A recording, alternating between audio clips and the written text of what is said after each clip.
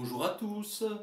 Ce voyage à la rencontre de soi que nous avons entrepris quand dans une sorte de révélation personnelle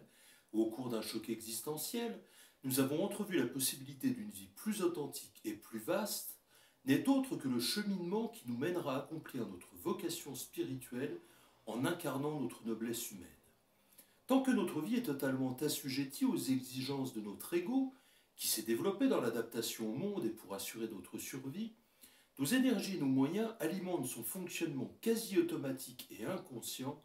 et nous nous identifions tour à tour à chacun des personnages qui le composent et s'expriment selon le rôle que nous tenons dans l'instant.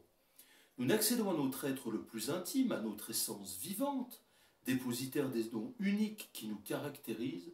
que dans les rares moments où nous sommes subitement confrontés à l'inattendu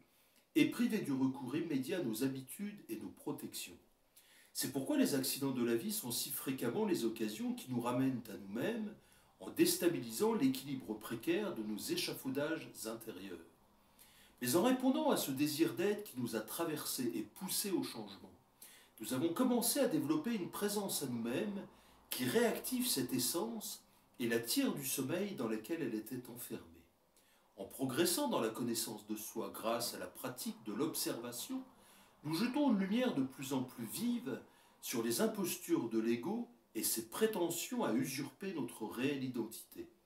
D'autres forces se lèvent en nous qui renforcent notre volonté d'exprimer notre être intime et de détrôner cet ego pour le rendre à son rôle de serviteur d'une plus noble cause. En réorientant pas à pas notre existence vers le développement de nos potentiels les plus sublimes, nous commençons à retrouver notre dignité spirituelle et à devenir porteurs de lumière et d'espérance pour le monde.